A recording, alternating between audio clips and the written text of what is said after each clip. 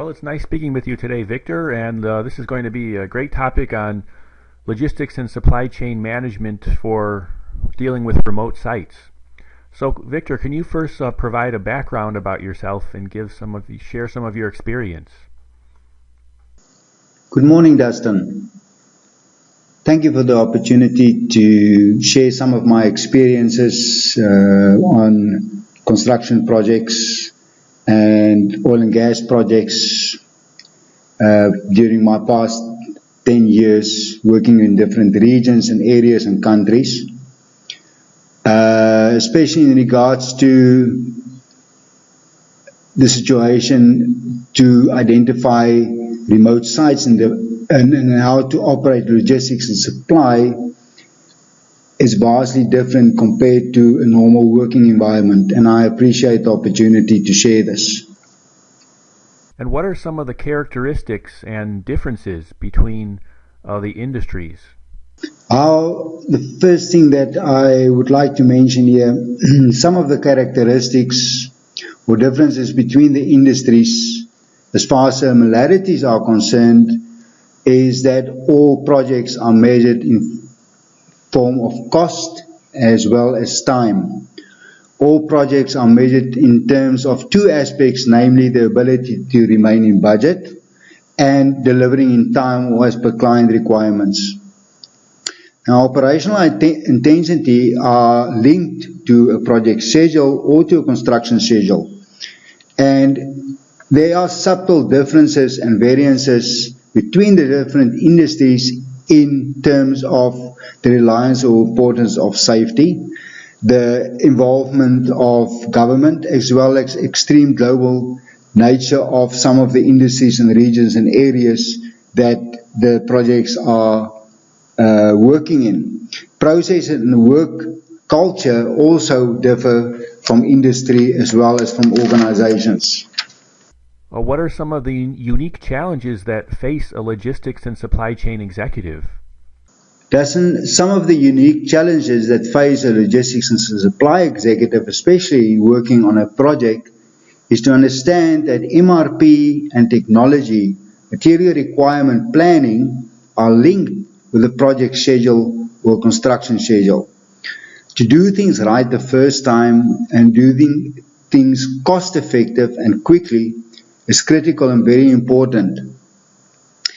From a supply and logistics executive position, you must not only know all the functions and processes in your specific department, but you must have a holistic view in regards to project operational processes and how to form synergy and flow between construction teams, fleet, quality, cost control, engineering, operations, health and safety, etc. You must be able to measure the success and the implementation against best-in-class supply chain practices, namely proactive use of the data and information flow. Inventory optimization flexibility is very, very important and critical to adapt to rapid changes, especially on projects.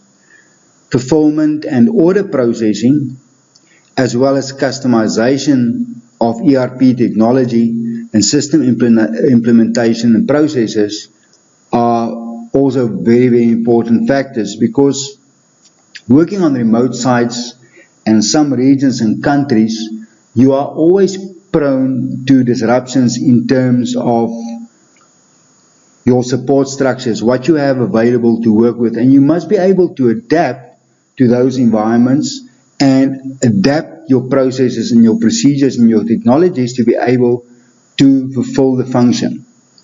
Sustaining operations and compliance and visibility are also two important factors. From a logistics and supply perspective, emotional intelligence, be able to manage your own emotions as well as those of others, and understanding conflict and how to handle conflict are very two critical components for a logistics and a supply executive on a project.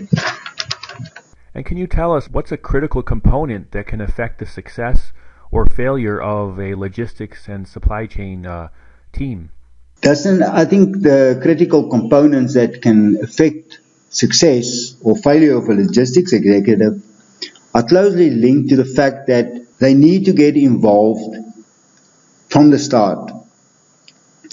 In the process from the start, meaning the planning and development and evaluation before actual mobilization. Understanding three key components, okay, is understanding the company's operational strategy and the objective that the company wants to achieve for the specific project in terms of policies, SOP design and guidelines is critical. The second factor that is very important is evaluating the risk in a country of the operations in terms of laws, regulations, permits, government approvals, and obviously restrictions in terms of policies and hiring practices that can affect your operations on the site. Evaluating a company's support infrastructure in countries as far as freight agents and supplier capability are concerned are also critical. And obviously evaluating the processes in terms of reverse logistics processes and investment recovery are also very important. That definitely comes into effect, especially during reconciliation and closure of projects. Victor, can you give us some indication of warning signs that could lead to project failure? Dustin, I think from my perspective in relation to give you some indication on warning signs that and things that can lead to project failures is the lack of knowledge and skill and using a proven approach to project management and risk management. Gaps in organizational policies or inadequate enforcement of these policies and procedures, and then underestimating the project scope of work or requirements. Now, high staff turnover are also warning signs, but it can be linked to various outside factors that are out of control of the organization in terms of their policies, procedures, and it can be a situation where it is highly tied to government or outside sources in terms of if you have not only one organization but you in a joint venture, you not only consider only one organization but you have three different organizations to consider, and that is when I was in Iraq, you have to consider the client is Eni, you have South Oil Company, and then obviously also the two parties like the company that I work for, Sisson, Drake and Skull, that formed the joint venture. So there's many factors that can influence or can lead to project failures, and I think project work or organizations' work culture also plays a very high factor in success or failure. And my last question is there a shift in business leaders' perspectives that's required regarding project implementation? Dustin, I think from looking at the way that business leaders and executives look at projects these days, I think the main focus would be in regards to looking at financials. Financials and cost holding are critical components. Obviously also sustainability. The main focus here is to understand that if you work on a project success is interlinked with all the various departments that make up a project team. So understanding that you have to be flexible in your implementation of processes and procedures and systems and to form synergy is a key component. If the project fails because of various outside factors or success, then it's a combined team success or team failure. Coming back to the main concerns on business leaders in looking at what is currently happening is that there is definitely a shift to be more concerned in regards to financial performance and cost reductions.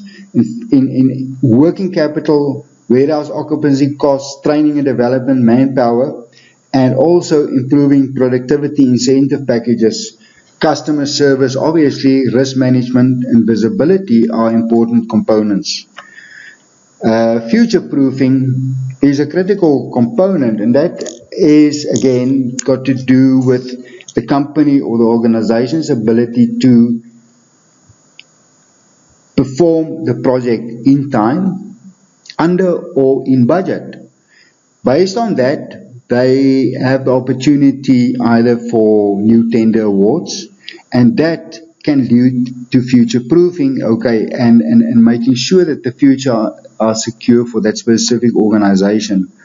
As far as competitors in the market, obviously there is always going to be competitors, and the way that the organization or the industry organizations look at projects' success is in terms of how successful an organization was delivering that specific project. And that will always form critical part regardless of industry, regardless of region, and regardless of culture. Dustin, thank you very much. I appreciate having the opportunity to discuss some issues. I hope in the future we can get together again and discuss some other points or things that are critical in regards to projects.